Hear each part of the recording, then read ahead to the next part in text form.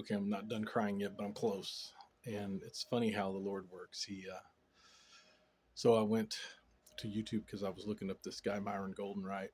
And sometimes YouTube just throws a short up there automatically and starts blasting, and I'm just like, oh, man, I hate that, just for the record. But it was a friend of mine who's telling me these things, and the Lord's like, you need to tell your story about that. And I'm like, oh wow, I totally forgot about that. And what it was is that, because I'm like, I told you that I'm just a seed planter, right? I'm just the guy that plants the seed, and I hope that he's going to take care of it. I trust that he'll send the waterer and a person to cultivate the soil and the sunshine, and it'll grow to harvest. It took me back, and this will be a long story, so bear with me. But um, I remember, God, I don't even remember. It had to be 19, like maybe 96 or 7, like right in there. And I had just come back from Nashville, and I had to tell that whole story about how, you know, I quit my job. I had this thing happen. I got a contract. I went to Nashville for 6 months. And anyway, it's this long story I'll have to tell, but that's not this story. Anyway, I get back from Nashville because I had some things happen in Nashville that they were like, I need you to put all these things together. Anyway, so I find the studio in Tulsa, Oklahoma to put together an album so that I could take it back to Nashville and go, look, I did what you told me to do. Now give me a record deal, right? And of course, in the meantime, the devil comes in and destroys everything I know and love. But at the same time, it's still me, and the Lord's, he's got a plan and all this stuff. But so out of all the studios that I pick, and I know a lot of musicians and so forth, right? And all of them are like, man, you need to come to my studio, this, that, and the other, blah, blah, blah. Well, I just randomly ended up at this one studio, and it's this on fire Christian guy. And I won't mention names because I don't like mentioning names and stuff. Although I could, I'm sure, mention his name and so forth. And I've sent a lot of people there, but it's where I recorded my first album. Just go look that up and you'll figure it out. But anyway, I go there. Now, understand, by this time, I am a full blown alcoholic. I still smoke weed. Uh, and I'd just been introduced to methamphetamines, right? And so I am destroying my life slowly but surely, don't even know it, right? But the Lord puts me in this guy's, and I'm a no doubt atheist, right? And he puts me in this guy's studio, and I go. Now understand, he's got rules. There's no drinking, there's no drugs, all that good stuff. So I just show up drunk and high, but it's hard to tell back then because I had a balance of drugs and alcohol to make me look normal, which is crazy. And that's what the Lord revealed to me a long time ago about how, why are you doing meth to get you up and liquor to bring you back down so you're not so up? Because now you're just back to normal. You could leave them alone and just be abnormal. And I'm like, yeah, okay. But anyway, so long story longer, I go in the studio, and this guy is like, he exudes the Holy Spirit, and he's the right kind of Christian. Like, he's sold out. Like, he's a no doubt believer, but he's not judgmental. He's not any of those things. He's the epitome of what I think a Christian should be, right? Just living it, right? Well, anyway, long story longer, we're doing this album. Now, understand, at this point in time, I'm bringing like water bottles in, but my water bottle has either vodka or pure 180, 190 proof Everclear. And I may add some Mio or, some water flavor to color it so it looks like fruit punch or whatever. But I've got 3 or 4 of them in my backpack. I've already done a bunch of drugs outside, so I'm up and I'm high, and I probably smell like weed.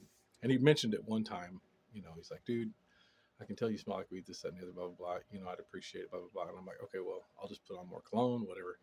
But he accepted me the way I was, right? Which was messed up, for the record.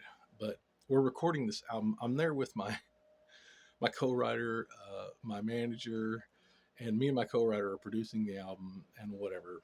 And multiple musicians coming in who are also drug addict, alcoholics, etc.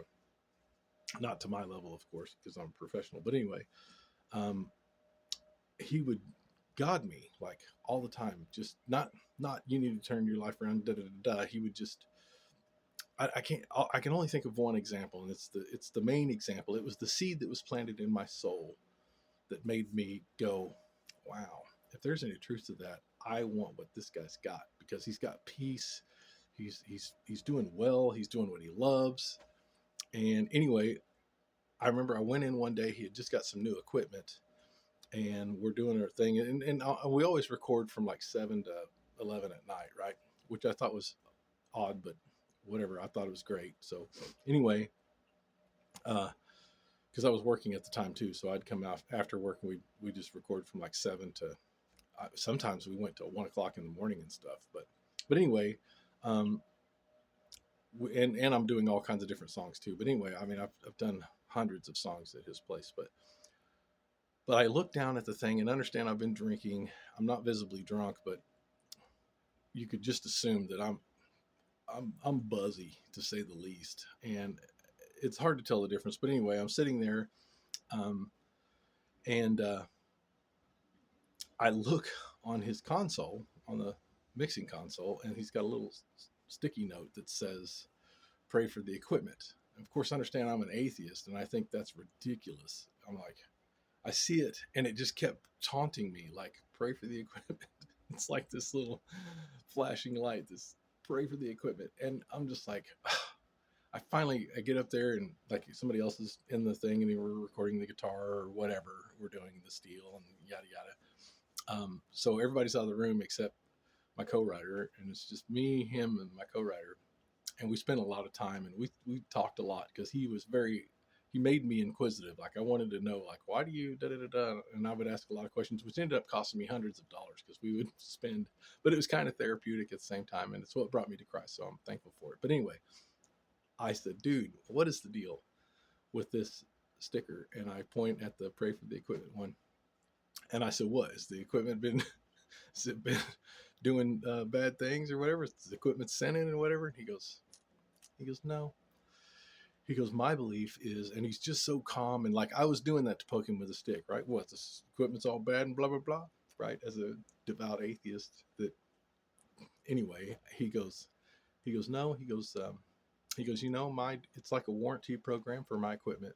He goes, I believe that the money that I was able to buy that equipment with was provided by the Lord, and the Lord gave it to me, and He gave me that equipment, and it's to do the work that He's given me to do. And so I want to ask for His blessing on that equipment, so that when I put it in and I install it, that it goes smooth, and the software installation is smooth, and it's like warranty work, if you will. It's like having a warranty on it, that it'll last longer, it'll perform better, I won't have any problems with it. He goes, and I want to pray and give thanks, and he goes, and that's just my reminder that I need to do that tonight after you guys leave. And I was like, interesting. I was like, I said, that's actually pretty cool. I was like, I never thought of that. I said, and of course, and I said, but I was like, well, of course I don't believe in God. I go, but if there was a God and all that you said is the truth, I go, yeah, that makes sense. I said, that's cool. Anyway, and then change subject and we move on. But how crazy is it that little sticky note that said that on there is what made me go, and it was just the first seed planted. And then, of course, I had a lot of other things happening at the time, mind-blowing experiences to say the least. And it's so funny how, as I reflect on some of those things, and he shows me, and like a lot of the stuff I don't even want to tell because it's so, which I will at some point in time tell all these stories because there's so many of them. They're just mind blowing, and they sound so ridiculous as I talk about them. But they're the truth, and there's the deal. It's just still the truth, and it's just like the Bible. I mean, the Bible tells some mind blowing, crazy stuff.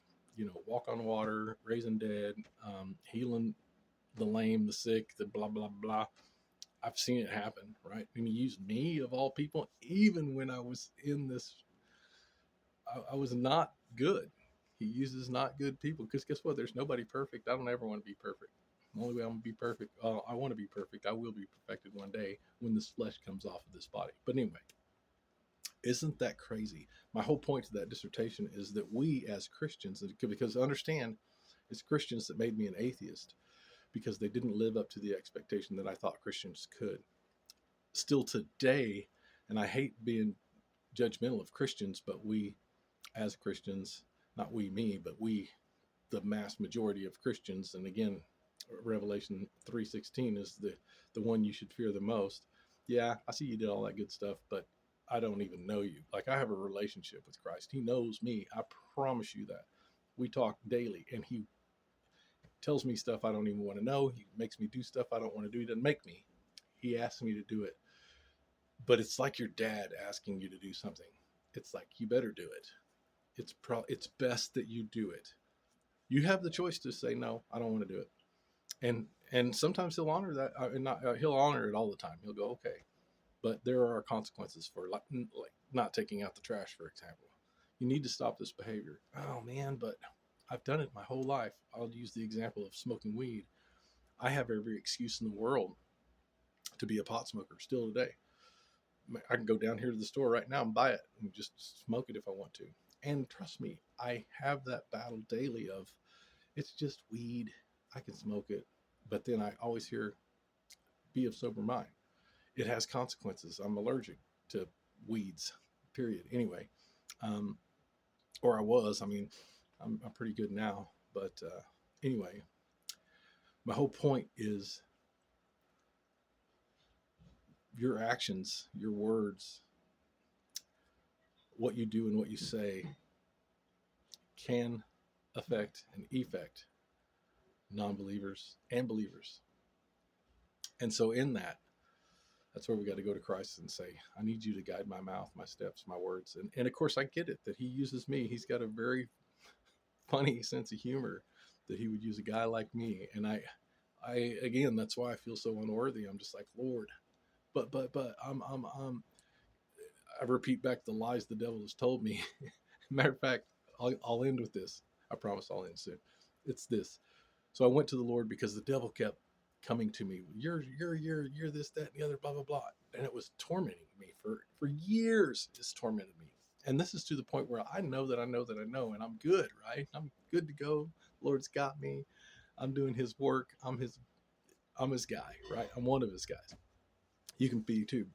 Anyway, so he goes, why do you keep listening to the devil?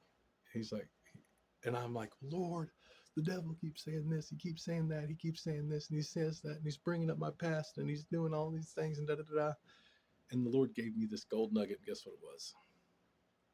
He said, tell him that's why I chose you. I was like, what? And man, that was a game changer for me. So every time the devil comes to me, he goes, yeah, well, you've never been blah blah blah. And I go, yeah, and that's why the Lord chose me. So you're welcome. Get out of here, devil. Flee. Get out. Anyway, that's all I got to say about that. I know it's long, but it's 13 minutes. You'll never get back. Oh, fast